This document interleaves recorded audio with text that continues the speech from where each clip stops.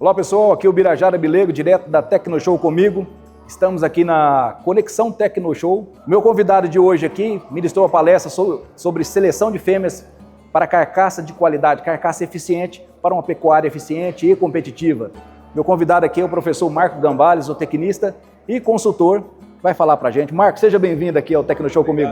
Já é um prazer enorme estar aqui com vocês, essa feira que eu fiquei maravilhado desde a hora que eu cheguei, tanto com a cidade de Rio Verde, que eu achei, para mim foi uma surpresa positiva, assim como a feira mais ainda, tá? Mas assim, o tema é extremamente importante, porque o que a gente fala e está enxergando hoje para o futuro? Os custos de produção não vão diminuir. A tendência é que os custos de produção aumentem, tá? O grão não vai ficar mais barato, a comida não vai ficar mais barata, a terra não vai ficar mais barata. Então nós vamos ter que trabalhar eficiência na alimentação do animal, tá? Desde a cria, na recria e na terminação, e eficiência genética para que nós tenhamos o máximo aproveitamento disso tudo. Por isso que nós vamos falar de fêmeas na produção de carcaça, tá? Então isso é muito importante. Perfeito.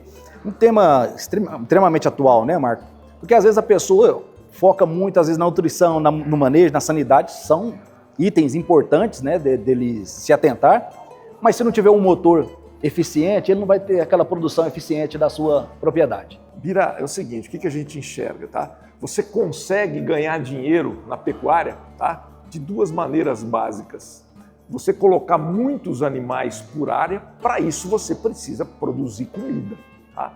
O que eu falo é o seguinte, o grande foco, a tônica é o seguinte, que a gente vem batendo hoje no Brasil inteiro, batendo o que eu falo é falando, é insistindo, porque os projetos hoje usam tecnologia de ponta. Existe até a disponibilidade de tecnologia no Brasil hoje é um negócio fantástico. O pecuarista hoje tem acesso à informação, acesso à tecnologia como nunca teve. Só que tem gente lá no último degrau da escada, mas faltando a base. Nós temos que olhar o pasto 5 mais afinco, estabelecer prioridades nas pastagens. Você quer ver um exemplo?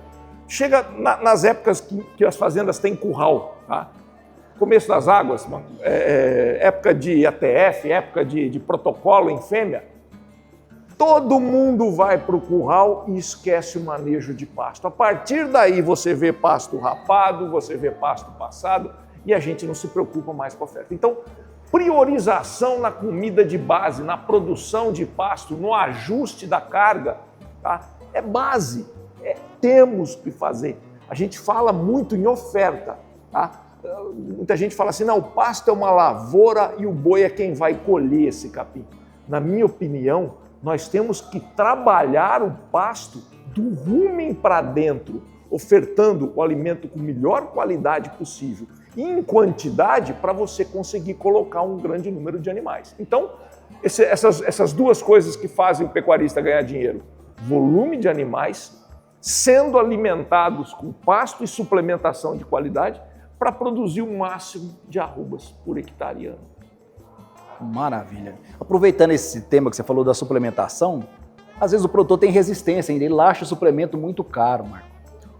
Como que ele pode interpretar que isso, na verdade, é um investimento para ele poder aumentar a lotação e aumentar ganho de peso, ganho por área? A gente enxerga o seguinte, Bira, e é importante a gente estar falando isso. Só para falar no global primeiro, para depois chegar nesse assunto. Uma fazenda hoje, vamos falar na soja. A soja a gente sabe quanto custa por hectare. Então você conversa, eu andei ontem o dia inteiro aqui na feira conversando com bastante gente que produz. Então é sabido, olha, meu custo de produção é 50 sacas, 45, 48, enfim, não é minha área, tá? E eu produzi 80, 70, então ele já sabe o quanto custou e sabe o quanto ganhou. Se você entrar em qualquer região de pecuária e fizer uma pergunta, tá? Quantas arrobas você produz por hectare? Todo mundo gagueja e ninguém sabe responder, tá? Não existe essa cultura. Então o que eu falo é o seguinte, para começo de conversa, aquele produtor que produz menos de 10 arrobas por hectare tende a sair do mercado. Por quê? Você pega uma atividade com 10, 20% de margem, até 30% de margem, eu estou falando aí de 300, 400, 500 reais por hectare. É um lucro líquido que não atrai ninguém. Se vier alguém oferecer para ele para que ele arrende a propriedade dele para soja, ele vai fazer porque vai pagar mais. Cana, milho, eucalipto em algumas regiões. Então o que está acontecendo? A pecuária está perdendo áreas de pastagem. Por quê? Porque as pessoas os produtores estão migrando para atividades que gerem mais retorno para ele. Tá? Então nós temos que falar em produzir mais. E a suplementação, ela é fundamental nisso. Por quê? Porque eu produzo mais. Ah, mas custa. O que é caro numa produção pecuária? É o custo fixo. O pecuarista não ganha dinheiro porque o custo fixo do negócio dele está coladinho na receita. E aí ele fica ali, ó. Ele fica ali, tem ano que ganha, tem ano que perde. Mas ele vê que o negócio dele não está bom. E não mede. E não mede. Esse é o grande problema. Então, o que eu vejo? A suplementação é um dos fatores fundamentais para mim diminuir o peso do custo fixo na produção de uma arroba, ou de um litro de leite, ou de qualquer coisa. Então, se eu produzo mais, eu vou ter mais produtos para diluir o custo fixo. Porque o custo variável, o custo do suplemento, ele se paga. Se a gente trabalhar com inteligência, manejando o pasto, suplementando ou fechando o animal num confinamento, mas com eficiência, com bom trabalho, esse custo vai se pagar. O problema está no custo fixo. E a suplementação, ela é fundamental para que eu possa diluir o custo fixo e aumentar o lucro líquido dessa fazenda. Maravilha. Complementando ainda, Marco, na recria, qual que é a importância desses animais terem um ganho ascendente, um ganho positivo, linear? Não perderem peso e continuarem ganhando peso de forma positiva. O que é importante a gente entender? Então você tem lá o que a gente chama de custeio. Tá? Vou falar em custo novamente, mas é fundamental a gente falar isso. A gente vive do que sobra. Uma vez um pecuarista que a gente atende, a gente falando de tecnologia, falando de algumas coisas, estava na fazenda, e o pai dele chegou assim, ó, não importa o que você faz, você pode jogar um monte de coisa aqui em cima da mesa, o que importa no final é o que vai sobrar em cima da mesa. Ou seja, o que vai sobrar aqui, ó, é o que vai entrar no meu bolso. Então, vamos assim entender. Se você tem uma fazenda que te custa 20 mil, essa conta todo mundo sabe. Se você perguntar para qualquer pecuarista, quanto custa a tua fazenda por mês? O cara vai falar 20, 30, 50, 100 mil. Tá? Se você tem um boi, se você pegar o teu custo total da fazenda do mês, dividir pela quantidade de animais, nós vamos ter um indicador que se chama custeio. Se você pegar esse custeio e dividir pelo GMD, pelo ganho diário do animal, tá? Você vai ter um custo por arroba produzido. Tá? A cada 100 gramas a mais que você ganha no teu GMD, você diminui o custo da arroba produzida hoje, estou falando hoje, com a data de hoje, em mais ou menos R$30. É a diferença entre o lucro e o prejuízo, Bira. Então, nós temos que trabalhar essa eficiência. Aquela história de você desmamar um bezerro pesado e soltar ele numa braquiária para se ferrar, aquilo ali não pode existir.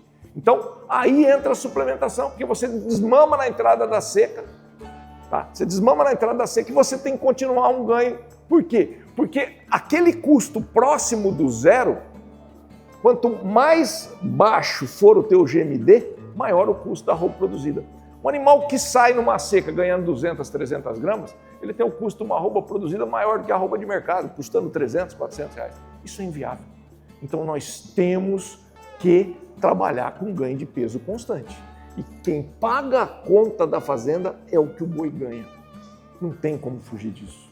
Perfeito. E tem impacto diretamente na produção de carcaça, lá no final. Exatamente. Maravilha. Onde que ele vai ser remunerado é pela produção da carcaça. É pela produção da carcaça. Tá? Nós hoje temos condições de identificar o famoso boi ladrão, aquele boi que rouba o teu lucro. Porque quando nós técnicos, Bira, eu não sei o que você pensa disso, mas nós técnicos cometemos um erro mortal, e eu me incluo nessa. Nós trabalhamos pela média. Tá? Se você me encomendar uma nutrição de confinamento e eu te entregar um ganho de 1,7 kg, 1,1 kg de carcaça, você vai falar, parabéns, Marco, tá tudo certo, beleza, ganhei dinheiro nessa jogada. Se você pesar individualmente os animais, você vai ter boi ganhando 2 quilos e você vai ter boi ganhando 1,2 kg. Você vai ter boi ganhando 1,4 kg de carcaça e você vai ter boi ganhando 900 gramas de carcaça. Tá? Esse boi que chega e fica no fim da média, que foge, que fica da parte de baixo da média, da curva, tá? Esse boi rouba o teu lucro.